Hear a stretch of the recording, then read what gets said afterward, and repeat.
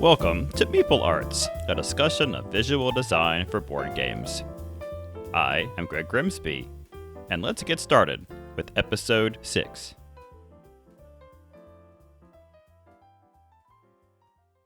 Greetings! Welcome everyone to this episode of Meeple Arts, a discussion of visual design for board games. Today I have an awesome guest I'm excited to talk to about visual design, David Bock. David, if you could offer us some of your background, and I think we want to know how you got into board games. Go ahead, David. Absolutely. So for about 15 years, my wife and I worked as full-time professional wedding photographers. And towards the end of our career, we're fully working in the board game industry now, but towards the end of our wedding photography career, I have ADHD and I wanted to improve my social skills. So I was like, I want to, maybe I'll do a board game night or something like that. So I went to a board game night and made some friends.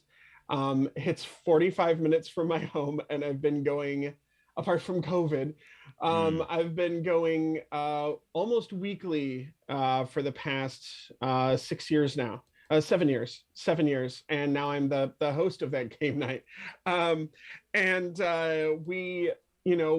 just really enjoying board games, having fun, and of course, played one board game and then owned like 50 a week later, as it goes. And we started taking pictures of these board games and posting them on Instagram. And surprise, surprise, being professional photographers, they liked our photography, and we started taking photos for Keymaster Games and Eagle Griffin and a couple of other smaller publishers. And that one thing led to another. And I ended up getting a career with Japanime as their social media and marketing manager, and then moved over to Arcade Wonders as their social media. And then, realized that 20 years ago, I went to college for visual communication and graphic design, and I could be really doing some cool stuff with graphic design more than making really nice Instagram, and ad images on Facebook. And I wanted to work in games. So a couple of years ago, my wife and I decided to start our own full-time business as a creative services business. We are photographers. We both went to school for creative writing.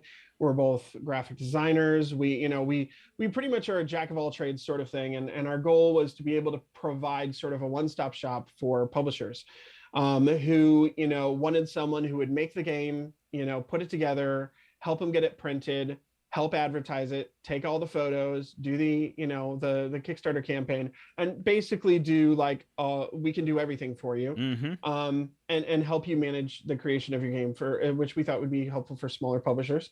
And one of the first couple of things we did was Shores of Tripoli with Fort Circle Games. And then we moved over to a couple other projects, our biggest one being working with Grandpa Beck's on redesigning all of their games and reworking their branding, which really was a really wonderful sort of headfirst dive into games, because we got to do all of these little card games, as opposed to having to work on these big projects. Being able to do a new game every 3 to 4 months, rapid fire succession, sort of teaches you the ins and outs of what you're doing and what you're doing wrong and how to fix it. And one of the other things that we did as well was we got to work with Cephalofair on Jaws of the Lion, which was sort of like a weird transition, because we were doing some really cool photos for them. And then they saw the work that we were doing and were like, "Oh, can you help us with the box?" And I'm like, "Yes." No, I don't want to work on Gloomhaven. What are you talking about? Of course I do.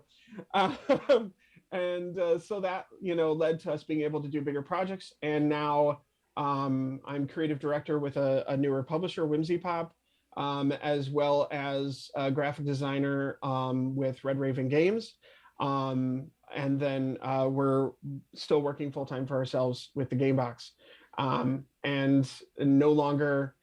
pretty much no longer doing reviews, which we tried to do for a couple of years, and this was just way more fun.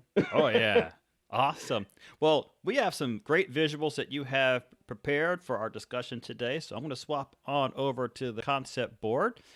Yeah. And we see a Gloomhaven title there. So at this point, the conversation is going to shift over to talking about, David, your philosophy of visual design. We'll talk about how you feel immersion is important. So Yeah. we can focus in on any of these particular projects to kind of get that conversation started. So whichever you want to field first, if you want to talk about your philosophy or hit Yeah, hit let's hit. let's do I guess I'll dive into my philosophy. So one of the things when I went to school for graphic design, one of the first books that our my professor had me purchase was this little book, which is "It's Not How Good You Are, It's How Good You Want to Be," Mm, which is one of those wonderful little fade-in pocketbooks of really good quotes and stuff like that. But it really feels applicable to graphic design, visual design, and that sort of thing. And one of the things that really stuck with me that was in it, which I can just read here from the book, is don't give a speech, put on a show. mm, When we attend a lecture, we generally go to see the speaker, not to hear what they have to say. We know what they have to say. That's why we go to see them. How many speeches have you heard? How many of them can you remember? It's all words. In a song, we remember firstly the melody and we learn the words. Instead of giving people the benefit of your wit and wisdom or your words, try painting them a picture. The more strikingly visual your presentation is, the more people will remember it. And more importantly, they will remember you. And when I say you in this quote, I'm referring to board games. mm, When we get a board game, the first thing we do is we don't play the game, we look at it, right? We see it on the shelf, we see the box cover, we mm-hmm. see, the look of the game and whether or not it's attractive and appealing to us. And sure, maybe we played that game at a game night, but when you go into a store to buy a game, that cover appeal and how the game is presented is really going to leave an impression with you as whether or not you want to play it. And then once you purchase that game, while you're playing it, that art should resonate with you enough that you remember it and want to then play it again. There's so many games that I've played that if it wasn't for the impeccable gameplay, I don't know if I would play them again. And Mm, then there are other games that are so beautiful, but the gameplay is somewhat forgettable, and I kind of want to go back to those more, if that makes sense, mm-hmm. because they're just so immersive. They draw you into the game. They make you feel like you're part of that world. And for me, when you go and you purchase a game, when you see that level of care and detail that is brought into the game based upon that theme, I think it really makes you it makes you respect the product more, if that makes sense, Yeah. and it makes you think about it. And honestly, this is kind of a weird side thing on it. I think it can help teach the game as well. Mm, If, the thematic elements of the game, make sense with the mechanics of the game, then that art can help lift up those thematic mechanisms that help you to be able to play it, if that makes sense. yeah, absolutely. I like to think of design as experiential, and I know not all designers, work that way. Some designers are more kind of mechanism first. It just depends upon how their brain thinks and how they want to approach design. But I certainly can align the idea of how important visuals are to the immersive qualities of a game. Because if you're trying to provide an experience, the visuals are just a huge part of that. So, Absolutely. Absolutely. And it's like when we work with people with like developing games and everything, we'll get like a prototype of a game and they're still working out the details, but they've already started doing the art for it. And as much as I love like the art in games, I tell them, don't do art yet. Don't do the art yet. Just have it be, post-it notes and Sharpies. And if the game plays at that level and it's really fun at that level, that's when you need to start doing the art and have that art elevate the things that you love most about that game, rather than saying, okay, I've got this art, how do I make it work with the game? The mhm. the art should elevate the game shouldn't elevate the art, if that makes sense. Yeah, yeah, definitely. I also am a firm believer that the sooner you can get a graphic designer involved with your design process, the more informed that your design is going to be. 'Cause I know Yeah. in my own work, there are things that I might attempt to do with mechanisms that are going to have a hard time being communicated Yes. as information because too many words on a card or too many icons, or you haven't formed your color language that you're going to use to describe certain factions or functionality, and that totally informs your design as a designer. I don't know if that's Yeah, been like your you get out experience, the but game and you start playing it and you're like trying to figure out how to understand the rules of the game based on the way it's having to be presented. It's like if you need a paragraph to explain a mechanism, it might be overcomplicated, you mm, know? And if you need like 12 boxes to explain doing something you do once in the game, it mm-hmm, might be overcomplicated. And I think, you know, when you shift a game from the prototype or you decide you want to try a new mechanism, if you're not able to find a way to visually represent it well, that also can help you figure out what needs to be edited from the game as well. So, David, have you found or ever experienced a game project where there was a mechanism or a rule that was so bloated that you had to talk with the designer and say, well, look, these are the ways I could probably try to communicate this, but this is still pretty clunky. What can we do about this mechanism? Or, Yeah. okay, awesome. Yeah, absolutely. So when we recently worked on redoing Cover Your Assets with Grandpa Beck's Games, and they were bringing in some new cards. And the problem with it is they were using terms, Mm, right? Simple terms for this new card, right? Like switch or transfer, you know, or something yeah. like that. I can't Mm-hmm. remember the Some exact words it was. keywords or something. Right. And I was looking at the game and I was like, okay, let's find a way to use words that thematically apply to this game. Mm, So, you know, the game is about becoming the wealthiest person and having the most stuff. And I was like, okay, let's use swap and move and have the swap card look like a swap meet. You're exchanging with another player, and have the move card look like a moving van. You're picking up something and you're moving it to someone else, but you don't get anything back. mm-hmm. And you know, changing that terminology makes it easier to understand it, and then pairing it with a visual element from the game Mm-hmm. that thematically works also helps people remember, you know, they don't need necessarily a ton of iconography if they can look at it and go, oh, I know what I'm doing based on the illustration that's here, or based on the graphic design, if that makes sense. Yeah, that's like that holy grail that we kind of shoot for is that synergy Yeah. between the iconography and the terminology and the gameplay and have all that kind of be synergistic so that the player, well, there's almost an intuition that's going on just because of that Yeah. alignment. Yeah. One of the things we did, I'm going to grab it from behind me, is when we worked on Nuts About Mutts. The original game for this was basically just dogs, right? It was you were collecting dog cards and pairing up dog cards, and honestly, for as simple as the game it was kind of hard to explain to people. Like, okay, you're going to pick up the dog cards, and then you're going to trade those dog cards, and you're going to try and get rid of the dog cards from your hand. And it's like, okay, I love dogs. Why do I want to get rid of them? Right? Why do I want to get rid of all these dogs? Right. This doesn't make sense. You know, I'm like, is this is this a game about getting rid of dogs? And Jeff over there and I were thinking about it, and I went, oh, what if they're walking dogs and they're having to drop off the dogs at homes, and your goal is to get rid of all of these dogs so you can go home and go to bed, right? Right. And Yep. so that's what it inspired the theme of changing the theme from just dogs to be you are a dog walker,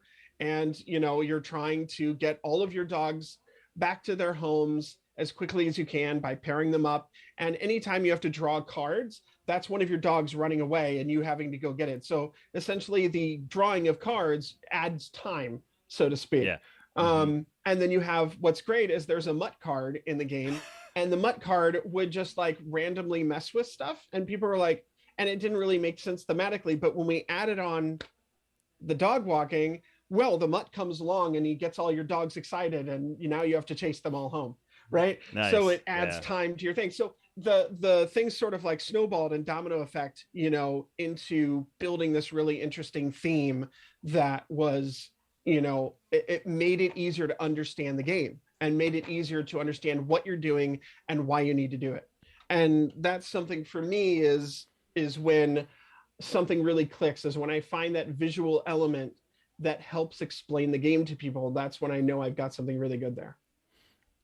Awesome. Well, we have some really good stuff here on the board. So, how about we navigate some of these projects and we'll keep looking at them through the lens of immersive visual design and see whatever the heck else we want to talk about. So, yeah, let me absolutely. know and I'll. Let's dive down to Gloomhaven there. All right, let's do it. Boom. So with Gloomhaven, Jaws of the Lion, one of the things I wanted to do for this game was when I talked to Price over there, I was like, what do you think would be cool if we tried to make this thing look like a crate, like a shipping crate? Or maybe like you're an adventurer, you've just come to town and you are going to try and make your way here. You're going to have to bring all your stuff with you and it's going to be in this crate. So the design that we tried to make for it, that Kathy and I made, was making this box look like a crate, so that when it's sitting on a shelf and you're seeing it from the side, it's got these visual elements. So we brought in these wood panels. If you look on the left side of the box there, the tall vertical side there, the goal was to kind of look like the box had been painted. So we sort of made this sort of age painting, and that's actually visual elements from the map. So we're able to bring in stuff from the game without having to have their illustrator redraw anything, which is really, financially beneficial. But at the same time, it brings those two different parts of the game and brings them together. Because I think it's really fun if you're able to find a way to take stuff that you have on the cover and bring it into the game as much as possible. And not have it be like, the thing I try to avoid the most is having the art on the cover be essentially art that I've taken from another part of the game, if that makes sense. Like I see a lot of games where the cover art is literally just different stuff. Like it's an art piece from a card and they're like, okay, we'll just put it on the cover, and they'll just blow it up really big, even though it's like blurry. And it's like, why? Like, yeah, I get that you're saving money, but this is the cover. Give them something new and fresh that they don't see anywhere else in the game. That to me is something that can be really fun. And that box art serves a different purpose than the art in your game. Very different context, absolutely. Right? I mean, that box is about, look at me, attention on the shelf. It's about being aspirational and intriguing, and often that means like you're going to have to zoom in on different qualities and stage the art very differently than what's going to be on your card art or whatever kind of other kind of illustrations or embellishments you have, right? Exactly, absolutely. And it makes it adds so much value to me when you see something really interesting and unique where you're like, that's definitely custom art for that cover. And so like that's what my goal was with the sides of this box, was to use the existing art that we had, but also to give it a very visual, a distinct visual style, if that makes sense. Yeah. And so like the different elements we did was like on the, that bottom side of the box, we've got like the cephalofair sort of like stamped on there, like it's been delivered over on the bottom middle there, in the red horse stamp, you can see it. Yep. Mm-hmm. The sort of like just the little visual elements that you have in there. And like on the very bottom of the box there, we've got like burned in like symbols that are within the game of the characters that you start with. So like just trying to find little visual cues that are in there that people might not, might notice or might not notice. And then the back of the box there, we made it look like this is sort of like been just, this paper is sitting on top of this box. And one of the fun things we did was we made it look like the cephalofair logo is like a wax seal on the back of the box there on the bottom left. Yeah, that's great. Just different ways in which, you can bring in those visual elements while still, being thematic, having it look thematic. Yeah. And then the other thing that we always try to do as well, and this is a really good example of it, and I see sometimes graphic designers or illustrators taking things too far. And that brings me to my second little quote that sort of balances the first thing. which is my other one, which is do not put your cleverness in front of communication. Nice. Like Yeah, you I you love it. have like if you have like the back of the box, we could have had that back of the box, the description of the game be all handwritten font, and it look like a handwritten letter. But what if like people can't read it? Yep. Yep. It you can't let the visual art and the fun theming that you're doing go so far as to become illegible or to get in the way of playing the game, because first and foremost, this is a game. We want to play a game. We don't, we're not, this isn't an art piece as much as it is a game. It's a game first, art second. So whenever we're trying to design something, we also try to make sure that we're not taking it too far, if you will. We're not going so far as it's interrupting the enjoyment of the game, trying to get past the art. Definitely. Yeah, I refer to that as embellishment versus information. Yes. And it's like, you're right. And it's this continuum. There, on one end of the continuum, you have pure information, and that would be like Excel, right? It would be, the prototype card that just has like penciled in numbers and it looks Yeah, terrible. absolutely. But that's probably just raw information. And then on Right. the other end, we can get to pure embellishment, where Mm-hmm. the information starts to get obfuscated and difficult to Right. parse. And it's exactly what you're talking about. Like, fonts are fun.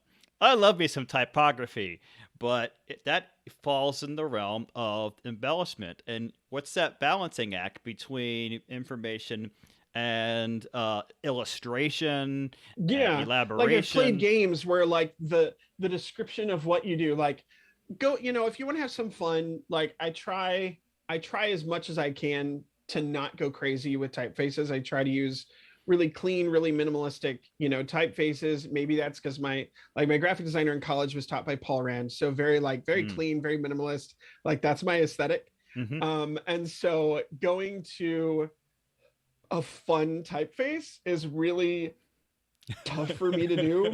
I'm like, I kind of have to I have to force myself into doing it. But what's good about that is I end up with something that's at a good level. It's not too Yeah. far Hmm. and it's not too boring. But I always try for everything else, for the fonts that are displaying information, I try to keep that font as clean and as simple as possible. So it's like oftentimes I see people using headline fonts as their description font for what you need to do, Mm. and you have to sit there with like a magnifying glass. I'm like 37 using a magnifying glass to try and read this thing. It's like my dad, sure, it's like of course he uses a magnifying glass, but I'm like I shouldn't be needing to like look at your 4-point handwritten script font to tell me what action I need to take right now. It's like just use a nice Helvetica and call it a day and I'll be happy. um Awesome. We could probably do a whole podcast on typography. yeah. On typography, yeah. Honestly, I'll let you do that one with Matt Pickrat. He's a master when it comes to fonts. He's way more skilled at that than me. We all have our strengths, and I want to make sure we have a Yeah. chance Good to, example. If you look go at. up to Yep, Antiquity Quest, actually, that would be a let's perfect do it. example of what we just talked about. Yeah, yeah. I So, love the right, typewriter font. That's such a yeah, but perfect. it's like it's a clean and simple and easy to read font there, and I don't continue it through the entire rulebook. Like the rulebook itself is in a nice serif font, right? Very easy and simple to read. Very clean headline font. But for this little opening letter of the game, and the goal for this game, and I'll get into sort of the theming that I've done here.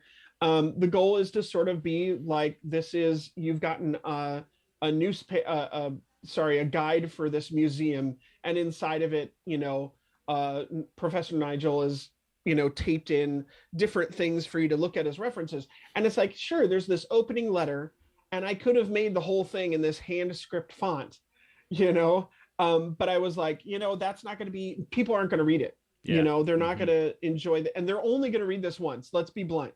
Like people are Mm-hmm. going to open up the rule book, they're going to read this, flavor text once, maybe not even at all, and then they're never going to read it again. So people, and I can't remember what show it was, but there was a YouTube video that I was watching the other day, and the guy said that people, when they open up what you're doing, they are actively looking for a reason to look away from it. And Mm. I was like, yeah, that's true. So, why put anything in their way of enjoying it and observing it? like just get straight to the content. So I'm going to have a little fun and have some flavor text for that headline. Please read as soon as possible. And the rest of it, it's on a typewriter. Yeah. It's easy to read. It's quick to read. And we don't take too long, imparting that information. And then they're never going to look at it again, but they're going to remember this fun story that's now embedded in their head of what they're trying to do thematically. Even if they never look at it again, they had that experience, kind of like what I was saying with, speeches and presentations. You remember how it made you feel, not necessarily the specific words that were imparted. And that's what's really important. And David, this seems to align with your philosophy about immersive visual design. I mean, just something in a simple choice about type font, and then how often you use that. It's aligning a look very specifically, but then right. when information is more important. Are there other aspects of immersive visual design that you want to call out on this game or some of the other ones? Looking at, I'm going to hold I've got the game here in front of me. Boom. I'm going to, and you can feel free to switch back and forth as needed. So what we try to do, and what my goal was with all of the redesigns that we did for Grandpa Beck's games, was to tell a story, with every panel of the box. So the front of the box is Nigel and Tess, and Tess is sort of like the Carmen Sandiego character. She very much wants to steal your stuff as you're out there on expeditions and you're trying to, go out there and gather up these materials, and you can play a test card on someone and that essentially steals your stuff. So it's a way of sort of blocking people, but it becomes thematic in the game, right? And the original version of this game, and I'll show you the original design here. Let me grab it real quick. I apologize. I didn't even think I might need that, but here it is. I think I have it up here. Now the comparison will be great to see. Yeah, I think that is important. It's just, it gets you that direction that you were originally at, right? So the original cover was this, right? And those two are not friends. They are competitors, right? She is a thief and he's a professor and he's trying to stop her. And the other thing is too, this game looks very much sort of in the wheelhouse of like a Call of Cthulhu sort of like murder mystery game. And this is a very classic, similar to Hand and Foot Canasta, very classic card game feel. And so the game isn't imparting, that family friendly fun that this game has incorporated into it. And by changing that cover to something that's, more engaging, where it looks like, okay, we're going to be having a lot of fun. We're going to be chasing each other around. We're going to be stealing each other's stuff. That feeling that you have in the game, the vibe that the game is going to give you should be on the cover. Like that to me is really important with games. It's when we did the cover for Nuts About Mutts and we worked with April, the illustrators over at Grandpa Beck. She's absolutely amazing and was phenomenal to work with art direction and everything.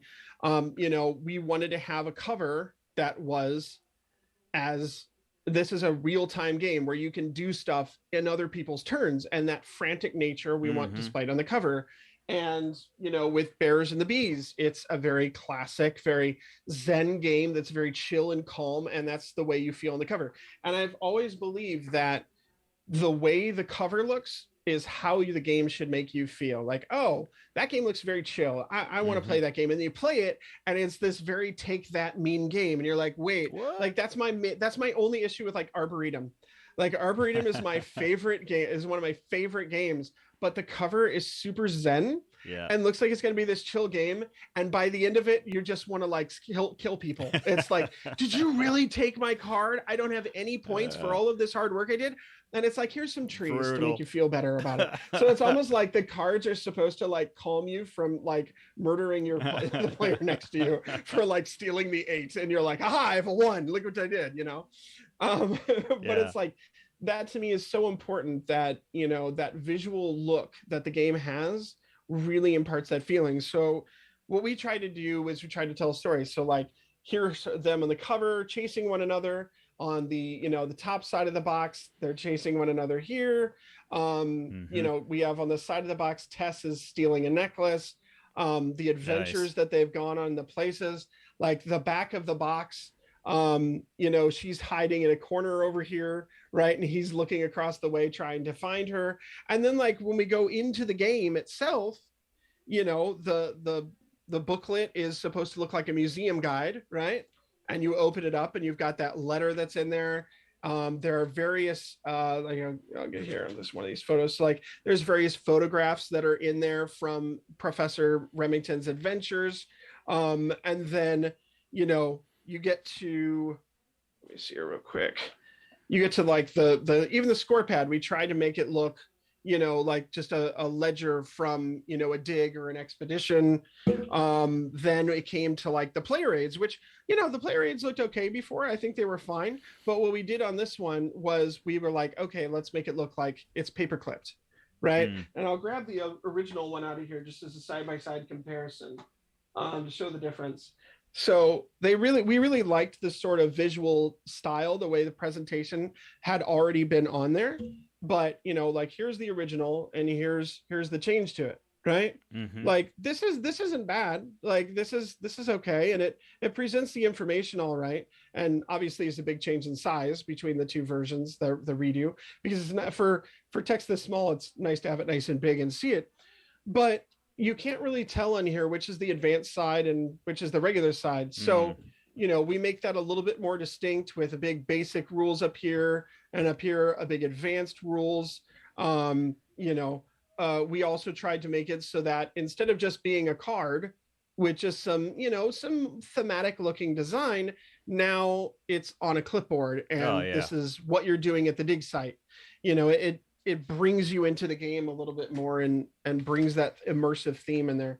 And then the other thing that we did as well, which I love, and if you want to jump onto the other screen there, you can zoom in on the card back. So the front of the cards are, the different things that you're trying to collect, right? And so we made the back of the cards look like a case at a museum, right? So it's like, this is the box that's holding these cards. Each of the cards is a different shipping container of the item that you've collected on a dig and sent back to the museum. So it sort of like has that visual look to it, if that makes sense. And then my favorite thing that April did with her illustration work that was just so fun was for the bottom box, we tried to make it look like a museum. And you might recognize this, the inspiration for this museum. See if you recognize it.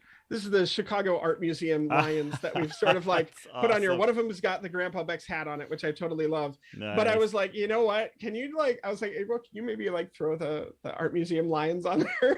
She's like, sure. And I was like, okay, cool. And it's like my little shout out to Chicago that's on there. I love the museum. It's really fun if you ever go to Chicago. Sometimes like for like a baseball game, they'll put them in like jerseys, which is super funny to see these giant bronze lions like wearing a Chicago Cubs jersey. Love it.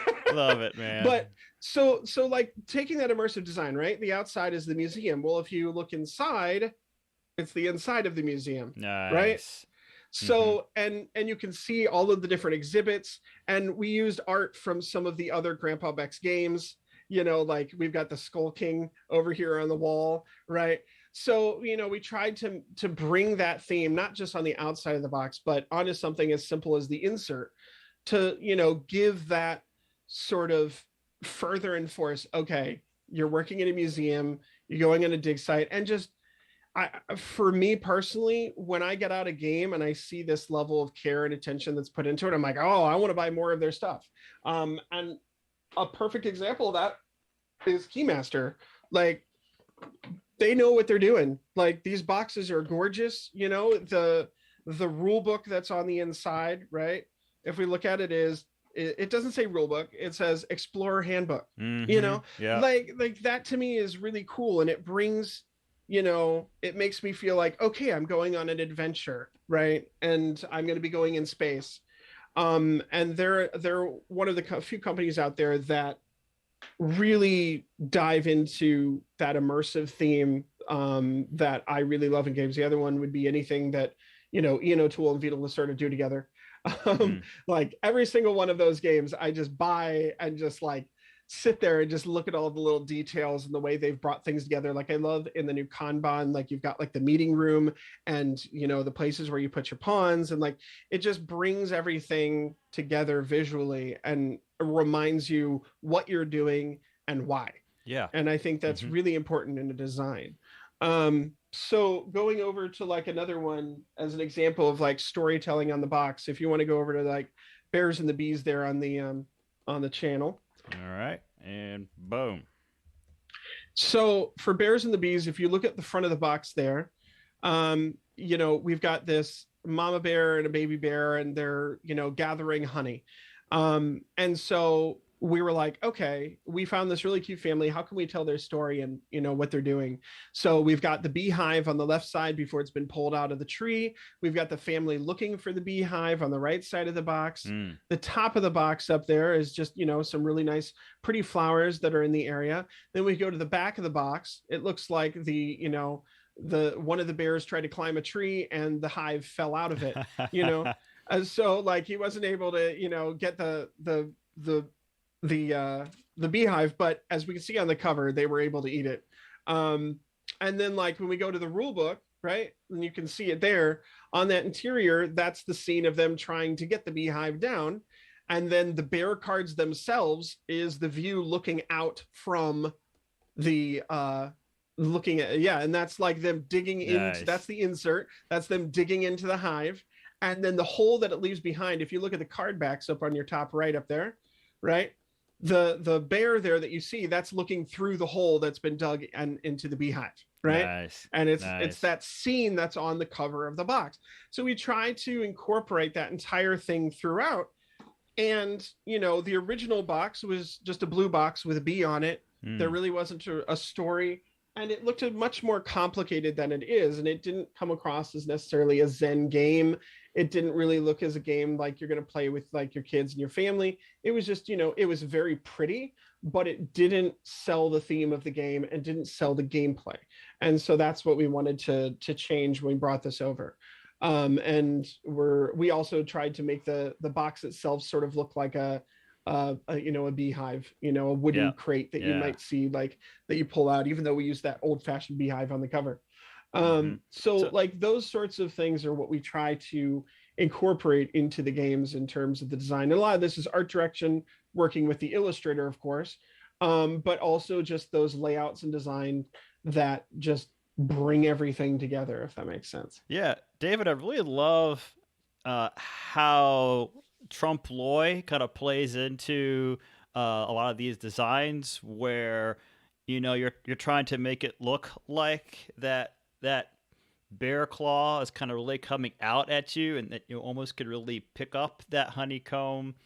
And boy, over here on Antiquity Quest, the clipboard, right? I mean, that's trompe l'oeil. That's like we're trying to immerse you by making you believe that is actually physically there when it's like not. Just like embracing that skeuomorphic, you know, sort of thing. It's like, you know, we could have easily just had it be, you know, a drawing. Like we'll do like what we'll often do. I'm a decent illustrator. I'm not the best illustrator in the world, but I'm a decent illustrator.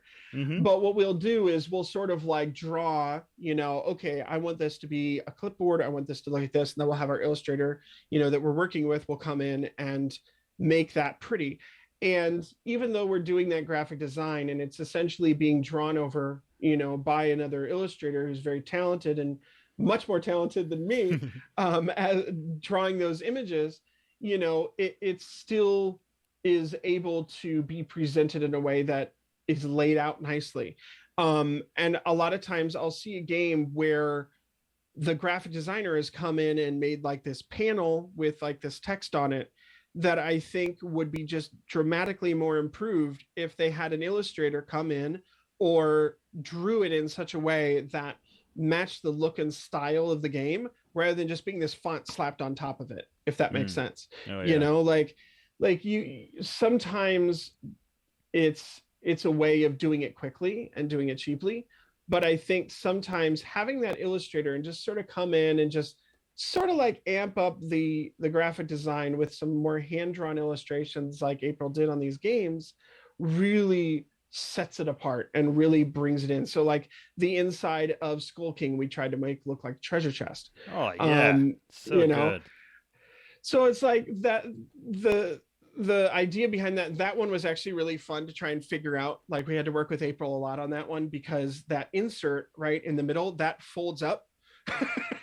So Oh, we had to find a way so that looking at it from overhead, things lined up, but also wasn't like this blank spot when that center divider comes up.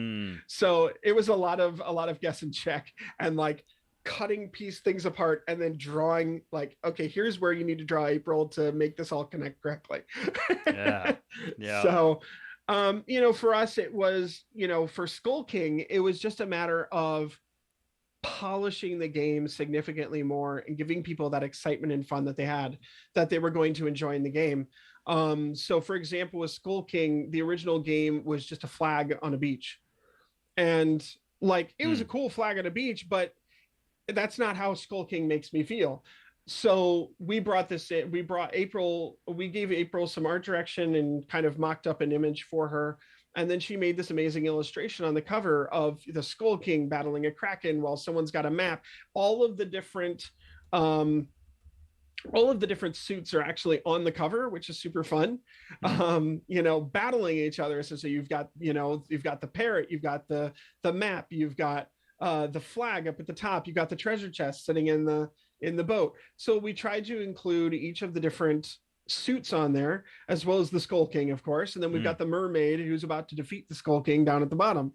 So, you know, we tried to sort of give people that sense of here's the silly, chaotic nature of a trick-taking game.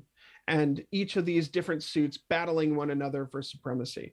And that's what we were trying to like showcase. And like, we've even got one boat like sailing away off into the distance. Is the white card. Awesome. And David, it looks like this art on the box is not directly leveraged in the card art unless you found it was so amazing that you did after the fact. But is this another example? So the art from the game, right? The illustration from the cards, those were pretty much the exact same ones that were already there because the illustrations were really pretty. They're actually different members of the family. Alira right there is actually April, the artist. The Skull King is Grandpa Beck, right? Awesome. So, you know, we brought in two new art pieces. One a new art piece, which was the White Whale there, which is a new card.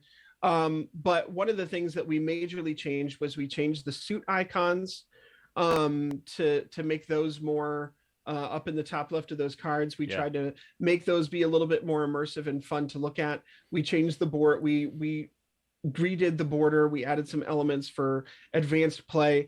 And then we actually went into some of the cards and updated them a little bit to have it be where they were a little bit more the same across the board, because some of them were done a little bit faster or didn't quite have the same amount of detail. So we tried to make sure that there was consistency across the board, which to me is a big part of visual design that gets kind of overlooked. One of the things that we like to do, and a good example, we're working on a game called Rapid Raptors right now with Whimsy Pop. And our illustrator went and drew these really cool dinosaurs. They're adorable. But one of the things we noticed, that Jeff and I noticed when we were going over it, is some of the lighting styles are a little bit different between each of the different cards. Some have more of a glow, some have more of like a speculative highlight. And so our job as graphic designers is to also look at those illustrations and go, okay, these are inconsistent. How can we? And so we go to the illustrator, we say, okay, this is our favorite one. Can we add this lighting style to these other illustrations? And it's not like having to rework the wheel, because one of the things we do is we never ever want our illustrator doing everything before we've finalized what we want to do. Because the last thing I want to do is like get to the end and be like, by the way, redraw all this.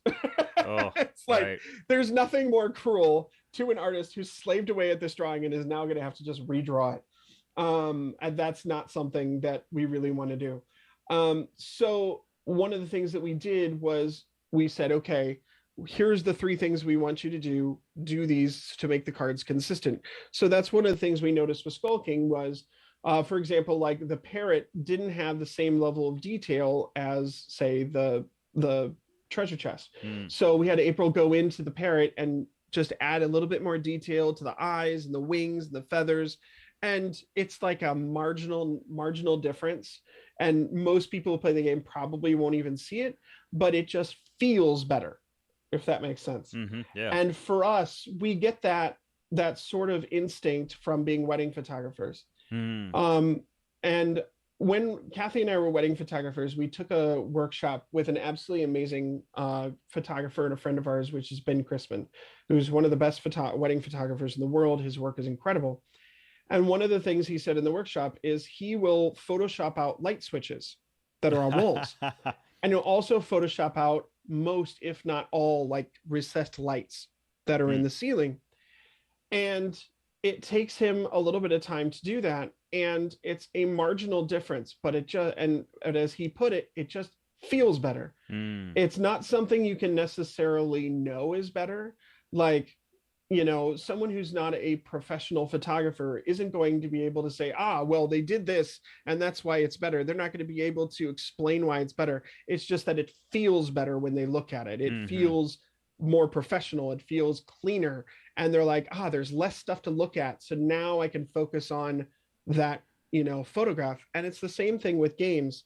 If there's something that's distracting visually that isn't consistent with the rest of the game, then it's not going to work. Like, for example, you know, we thought about doing all new art for the cover, right? And well, not all new art, but an all new art style for the cover, which, you know, we were like, if we did this, we're going to need to do all new art style for the cards. And that wasn't something that they wanted to do. So we're like, okay, well, if this is the art style that we're keeping for the cards, then the art style on the cover needs to be done in the same way so that it's consistent. So it doesn't feel like 12 different people worked on it. You know, I always try to make it feel like whatever project we work on, like we've been doing some stuff with Red Raven, and any of the stuff that I do, I want it to look like Ryan did it himself. Yeah. You know, like if we add some art to this game, it should look like the original artist did that for the game. The only exception to this is the art that's on the inside of the rulebook. So the art that's on the inside of the rulebook is done by the same artist, but we wanted that in a slightly different art style because our goal was it's sort of like it's a journal of the Skull King. So it's his art rather than the box's art, if that makes sense. Yeah. Right. So, you know, we wanted it to sort of look like a journal. And again, we've got that simple, easy to read text. We also have that stylistic text for the flavor text on the left side, but we go back to a very simple, easy to read Garamond, you know, for the text for the game itself. And we don't make it difficult because we could have done that font on the left side for the whole game. Yep. But then you wouldn't be able to read it. Yeah. So David, I've got I could talk about like theory and philosophy and kind of graphic design rules and all this all day. But what I want to talk about, because I think it might be of interest to some of the viewers, is I'm hearing you have this great relationship with your illustrators and with the designers, but you know, every time you mention an illustration or an embellishment, I'm thinking of cost. And so I'm really interested in understanding how you can communicate with a designer or a publisher, like the cost for these kinds of embellishments. Is this something that out of experience you have a good sense of how much this illustration is going to cost? How does that back and forth work? Because these things are all great and they all make the game better, but there is a cost in terms of the time of the graphic designer or the art director to do the analysis and come up with the plan. And then there's the brass tacks getting it done, doing all the layout or doing these illustrations and tweaking them. So how do you navigate or communicate the fact that this still has dollars behind it to get to this level of polish? Yeah, absolutely. So a good example of contrast in in the different costs when we're working on a game is for Skull King and all of the Grandpa Beck's games, April is actually on staff. So when you have an on-staff illustrator, it's going to make things a lot more affordable because you're not paying per illustration. You know what I mean? Yeah, definitely. Oftentimes when you work on a bigger game, you're going to have an illustrator. You know, we had Andrew Bosley come in for Cover Your Assets. Awesome. Yeah. Right. And Andrew is fabulously humble guy. He's super nice, great to work with. And so with Cover Your Assets, you know, it came down to, okay, April was not available to be able to work on the game. And we needed to get it done so that we could have the full lineup available this year, which was really important to them. So with you know, Andrew, we knew that we weren't going to necessarily be able to get all of the things that we wanted because it would take time and cost for each individual element. Yep. Which is when you are working with an artist, that becomes a thing, right? Yeah. So when we were working with April, we're like, okay, you know, we can do custom art for every single side of the box. April and I can work together on stuff, and things in which we save time there is I will do a sketch mock-up and I will do the drawing, right? And then April will come in and make it look better. And I'll be blunt, not every illustrator wants to do that. Right. Yeah, that's true. and that is something that you definitely need to work out with that illustrator and make sure, hey, if I give you like really strong art direction where I literally just draw this for you and then you make it look pretty, is that something you're willing to do? Yeah. And with April, we very much collaborated on a lot of stuff where like some of the photographs in the game, I literally drew, and then April with her talent made it look amazing, right? Yep. And she was really in a time crunch when we were working on Antiquity Quest, and she was like, hey, David, just draw as much as you want and then I'll redraw it, you know? Yeah. And that's a wonderful thing because you can, me as a graphic designer, I can see my vision come to life the way I would love to see it. But that's not the way most illustrators work. And most illustrators aren't going to want you sitting there over your shoulder.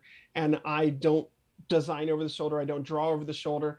And one of the things I always tell our illustrators, whether I'm giving strong art direction or limited art direction, is, look, if you've got a really good idea, you are the illustrator. Bring that idea to the table and let's see if it's better than what I did. You know, like a lot of times when I would do these drawings, I'm not necessarily embellishing them. I'm letting the illustrator do that. You know, I'm giving like, here's where the treasure chest goes. Show me what that treasure chest looks like, if that makes sense, right? Right. So it's like, I want this here and I want this here and I want this here. I'm doing the layout. I'm doing it as a graphic designer. And then the illustrator is bringing that graphic design into an illustrative format, if that makes sense. With Andrew, you know, his time is extremely limited. He's not going to be someone who's necessarily, we're going to draw up an image for him and then he's going to redraw it. Andrew is a much more independent artist. He has his own ideas and he is really awesome. He's an incredibly talented artist, but it's a different type of relationship. Not bad, just different, right? And so with him, you know, we decided, all right, we're going to do the cover art and then we're going to do cards.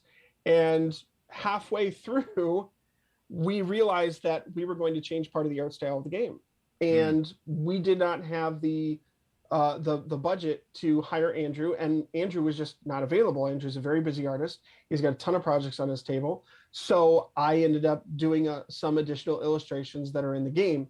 And changing some of the illustrations in the game with Andrew's blessing, of course. I never did anything without being like, Andrew, is this cool? I'm messing with your art. I'm sorry. It's like when I'm working with like Ryan with Red Raven, who is the nicest person on the planet, I'm still also like, what if I mess this up?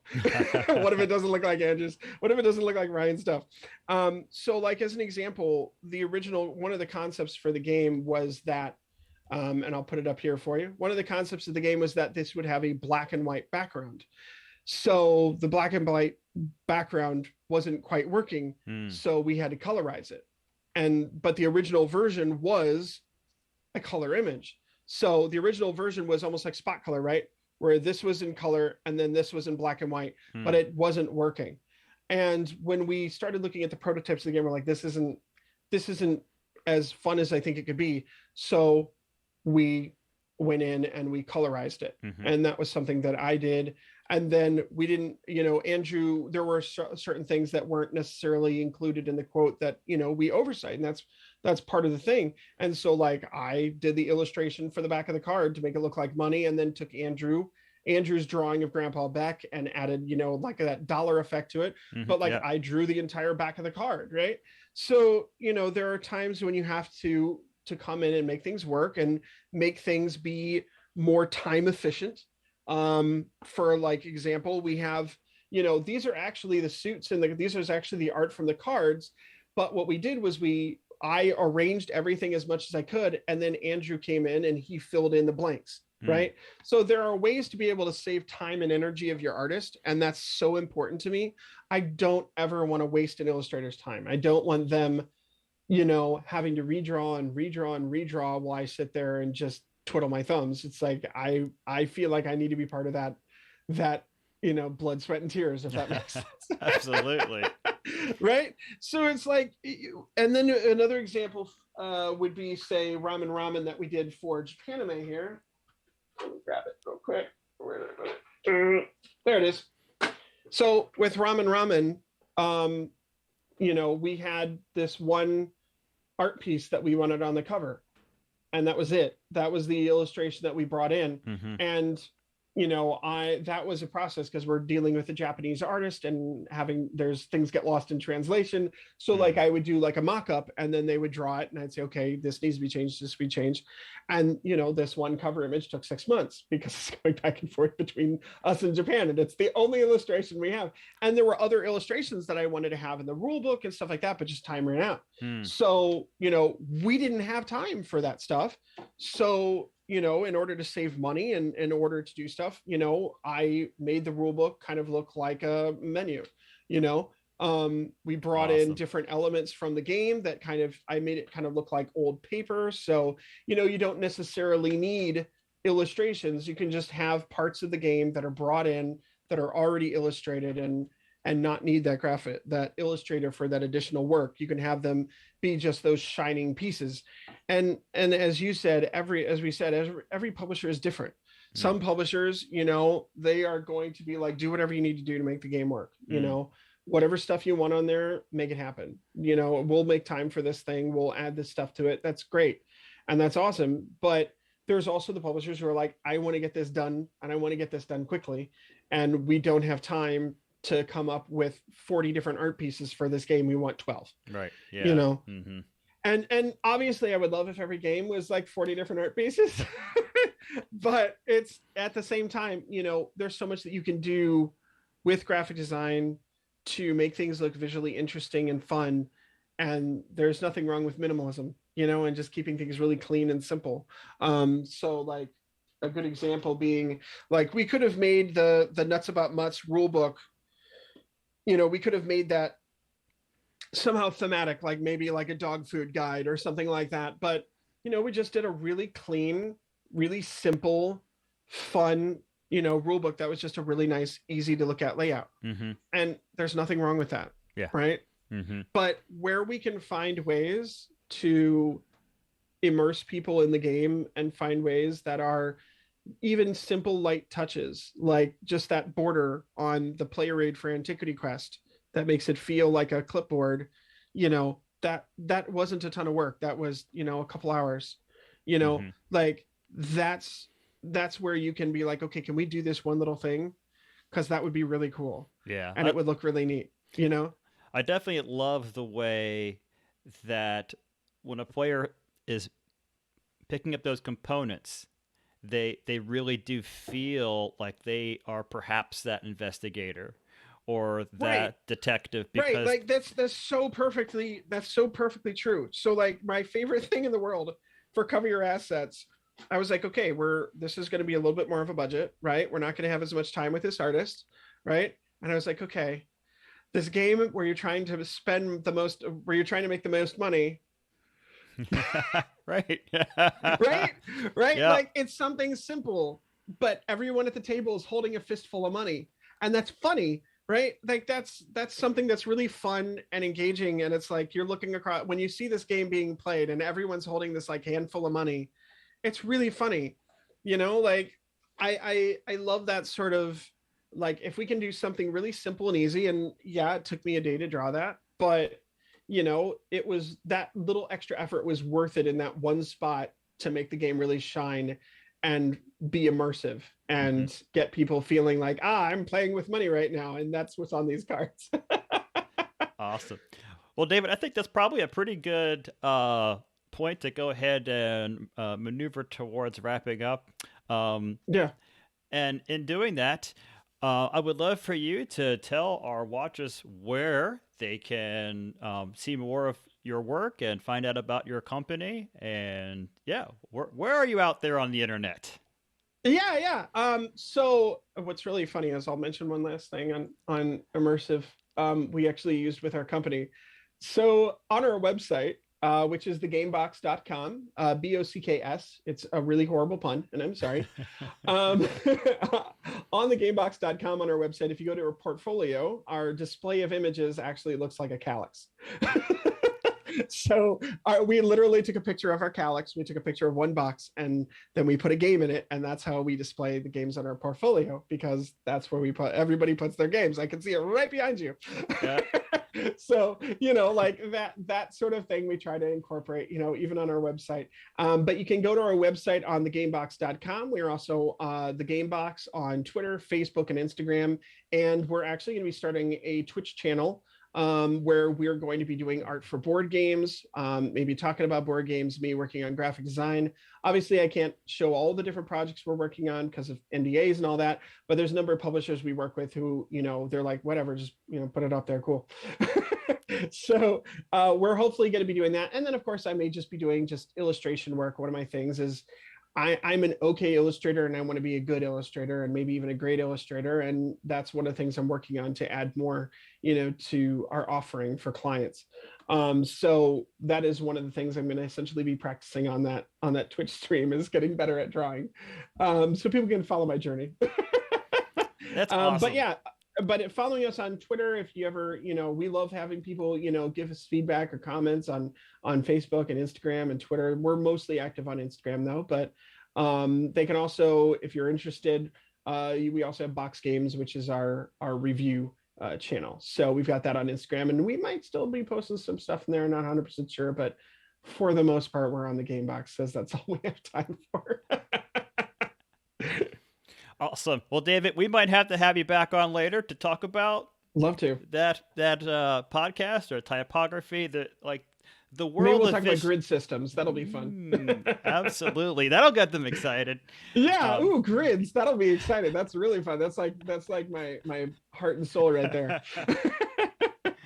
And with that, thank you, David, for being our guest, and thank you, watchers, for spending this time while we explore visual design for games. And with that, thank you so much. Bye. Thanks to David for being our guest. If you have any questions or feedback, please send it to me at greg@meeplearts.com. And visit our website, meeplearts.com. Thanks for watching.